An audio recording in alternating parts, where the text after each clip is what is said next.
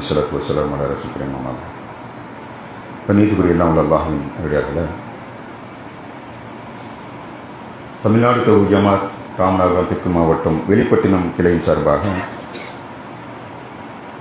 பள்ளிவாசல் பக்கத்தில் கட்டப்பட்டுக்கிட்டு வருது தெரியும்.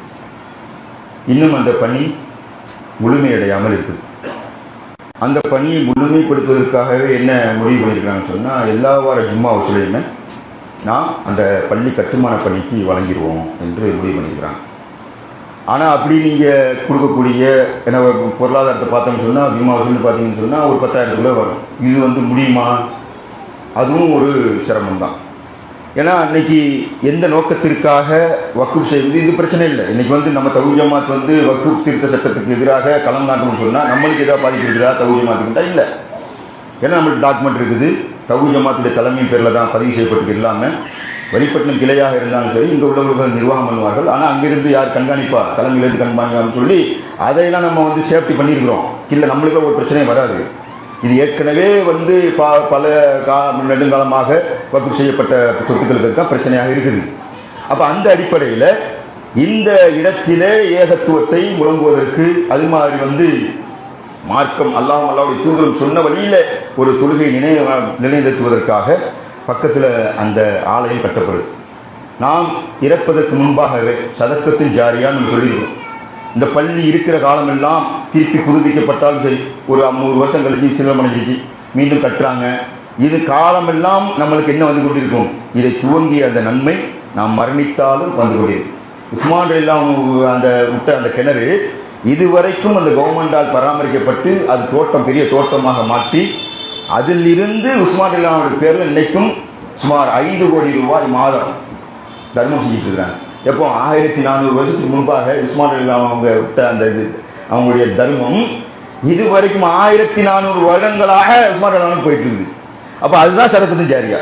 அப்போ அது மாதிரி நாம் ஒரு சதக்கத்தின் ஜாரியா அல்லாஹ்வை தொழக்கூடிய ஒரு பள்ளி அல்லாஹ்வுடைய கூடுதலாக சொன்னார்கள். யார் ஒருவர் இந்த பூமியில் அல்லாஹ்வுக்காக ஒரு மஸ்ஜிதை எழுப்புகிறாரோ அவருக்கு மறுமையிலே அல்லாஹ் சுவனத்தில் ஒரு மாளிகையை தருகிறான். அது ரொம்ப ஆர்வம் காட்டணும். எவ்வளோ செலவு பண்ணிக்கிறோம், வீணான காரியங்கள் ஈடுபடுறோம், இங்கேயோ போகிறோம் அங்கேயோ போகிறோம்.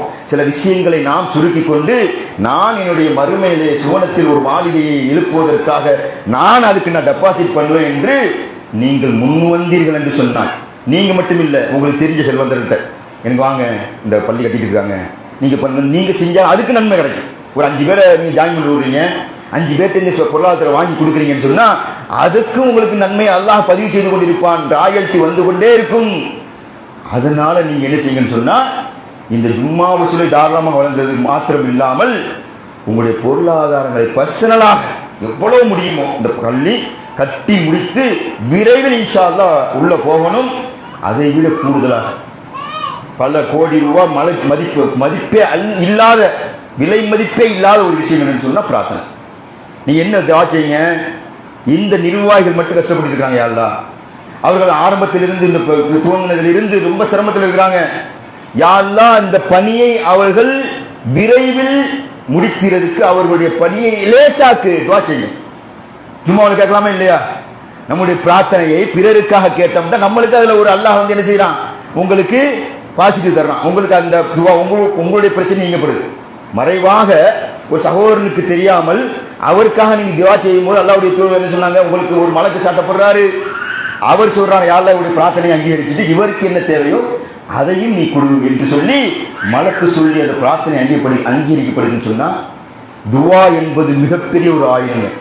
நீங்க தயவு செய்து இந்த பொருளாதாரத்தை இந்த ஜும்மா வசூலில் வாரி வழங்குவதோடு, அது மட்டும் இல்லாமல் உங்களுடைய பர்சனலான பொருளாதார வாரி வழங்குவதோடு நீங்கள் இந்த சகோதரர் இந்த நிர்வாகிகளுக்காக யார்தான் அவர்களுடைய இந்த சிரமத்தை போக்கி அவர்களுக்கு இந்த பள்ளியுடைய வேலையை முழுமைப்படுத்துவதற்கு இலகுவாக்கு, அவங்களுடைய அந்த வேலையை இலகுவாக்கு, அரியாபுரத்திலிருந்து அவர்கள் கொண்டு வந்து கூடு என்று சொல்லி அவர்களுக்காக நீங்கள் பிரார்த்தனை செய்யுமா கலையுமாறு கேட்டுக்கொண்டு இந்த கொஞ்ச நேரம் டைம் கொடுக்கப்படும்.